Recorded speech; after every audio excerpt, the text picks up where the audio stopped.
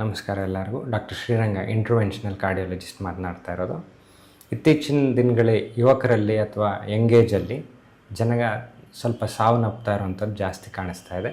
ನಿಜನಾ? ಹೌದು, ಡೆಫಿನೆಟ್ಲಿ ಹೌದು. ಮುಂಚೆ ಜನಕ್ಕಿಂತ ಕಂಪೇರ್ ಮಾಡಿದ್ರೆ ಇತ್ತೀಚಿನ ದಿನಗಳಲ್ಲಿ ಈ ಯಂಗರ್ ಪಾಪ್ಯುಲೇಷನಲ್ಲಿ ಸಡನ್ ಕಾರ್ಡಿಯಾಕ್ ಡೆತ್ಸ್ ಜಾಸ್ತಿ ಆಗ್ತಾಯಿದೆ. ಏನು ಕಾರಣ ಇರ್ಬೋದು ಇದಕ್ಕೆ ಅಂತ ಹೇಳಿದ್ರೆ, ಒಂದು ಮುಂಚೆನೂ ಇವಾಗಲೂ ಏನೂ ಡಿಫ್ರೆನ್ಸ್ ಇಲ್ಲ. ಆ ಜೆನೆಟಿಕ್ ಪ್ಯಾರಾಮೀಟರ್ಸ್ ಏನು ಹೇಳ್ತೀವಿ ಅದು ತುಂಬ ಕಮ್ಮಿ ಪ್ರಪೋರ್ಷನು.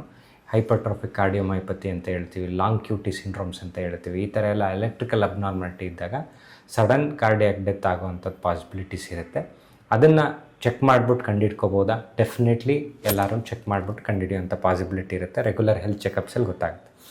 ಎರಡನೇದು, ಈಗ ಜಾಸ್ತಿ ಆಗ್ತಾ ಇರೋ ಟ್ರೆಂಡು ಏನಕ್ಕೆ ಜೀವ ಹೋಗ್ತಾ ಇದೆ ಜನಕ್ಕೆ ಯಂಗರ್ ಪಾಪ್ಯುಲೇಷನಲ್ಲಿ ಅಂತಂದರೆ, definitely heart attack is one of the causes.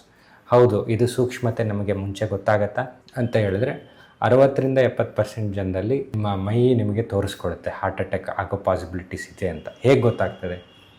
ನೀವು ಮಾಡ್ತಾ ಇರೋ ದಿನನಿತ್ಯ ಕೆಲಸ ಎಲ್ಲ ಮಾಡೋಕ್ಕಾಗಲ್ಲ. ಸಿಂಪಲ್. ಮೈ ಕೈ ನೋವು ಜ್ವರ ಏನೂ ಇಲ್ಲದೆ ಮಾಡ್ತಾರೆ ಇಷ್ಟು ದಿನನಿತ್ಯ. ಈಗ ನೀವು 2ನೇ ಫ್ಲೋರಲ್ಲಿ ಮನೆ ಇತ್ತು ಅಂತಂದರೆ 2ನೇ ಫ್ಲೋರಿಗೆ ನೀವು ಮೆಟ್ಲು ಹತ್ಕೊಂಡು ಹೋಗ್ತಾ ಇದ್ದರೆ ಆವತ್ತಿನ ದಿನ ನಿಮ್ಮ ಕೈಲಿ ನಡೆಯೋಕ್ಕಾಗಲ್ಲ. ಸೊ ಸುಸ್ತು ಬರುತ್ತೆ, ಸಡನ್ನಾಗಿ ಸ್ವೆಟ್ಟಿಂಗ್ ಬರುತ್ತೆ. ಈ ಥರ ಎಲ್ಲ ಆಯಿತು ಅಂತಂದರೆ one of the possibilities impending heart attack possibilities ಇರೋವಂಥದ್ದು. ಆ ಟೈಮಲ್ಲಿ ನೀವು ಚೆಕ್ ಮಾಡಿಸ್ಕೊಬೇಕಾಗುತ್ತೆ. ಇನ್ನು 20-30% ಜನರಲ್ಲಿ ನಮಗೆ ಹಾರ್ಟ್ ಅಟ್ಯಾಕ್ ಯಾವುದೇ ಸೂಕ್ಷ್ಮತೆ ಕೊಡಲ್ಲ. ಬಟ್ ಆಗೋವಂಥ ಟ್ರಿಗರಿಂಗ್ ಫ್ಯಾಕ್ಟರ್ಸ್ನ ಅವಾಯ್ಡ್ ಮಾಡಿದ್ರೆ ಅದಾಗೋದನ್ನ ಪ್ರಿವೆಂಟ್ ಮಾಡ್ಬೋದು. ಹೌದು, ಯಾಕೆ? ಪ್ಲಾಕ್ ರಪ್ಚರು ಮತ್ತು ಪ್ಲಾಕ್ ಎರೋಷನ್ಸ್ ಅಂತ ಹೇಳ್ತೀವಿ. ರಕ್ತನಾಳದೊಳಗಡೆ ಲಿಪಿಡ್ ಕೊಲೆಸ್ಟ್ರಾಲ್ ಡೆಪಾಸಿಷನ್ನು 20-30% ಇರ್ಬೋದು, 89% ಆಗಿರಲ್ಲ. ಅದೇನಾದರೂ 20-30% ರಕ್ತ ಹರಿಯುವಿಕೆ ಒಳಗಡೆ ಜಾಸ್ತಿ ಆಯಿತು ಅಂತ ಅಂದರೆ ರಬ್ ಆಗಿಬಿಟ್ಟು ಒಡ್ಕೊಂಡ್ಬಿಟ್ಟು ಅದರೊಳಗಡೆ ಇರೋ ಕಂಟೆಂಟ್ ಹೊರಗಡೆ ಬಂದಾಗ ರಕ್ತ ಒಳಗಡೆ ಕಟ್ಬಿಟ್ಟು ಹಾರ್ಟ್ ಅಟ್ಯಾಕ್, ಆ ರಕ್ತನಾಳ ಬ್ಲಾಕ್ ಆಗಿ ಹಾರ್ಟ್ ಅಟ್ಯಾಕ್ ಆಗುತ್ತೆ. ಸೊ ಇದು ಏನಕ್ಕಾಗುತ್ತೆ ಅಂತಂದರೆ, ಒಳಗಡೆ ಎದೆ ಬಡಿತ ಸಖತ್ ತುಂಬ ಸ್ಪೀಡಾಗಿ ಬಡಿತಾ ಇರೋವಂಥದ್ದು. ಯಾವಾಗ ಬಡಿಯುತ್ತೆ ಇದು?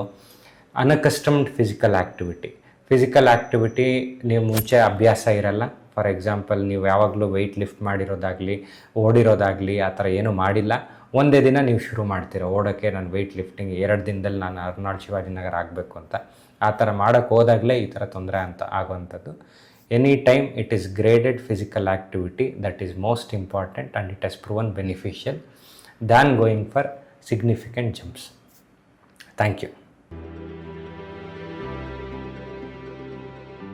Dr. Sriranga and his team are here to support you every step of the way.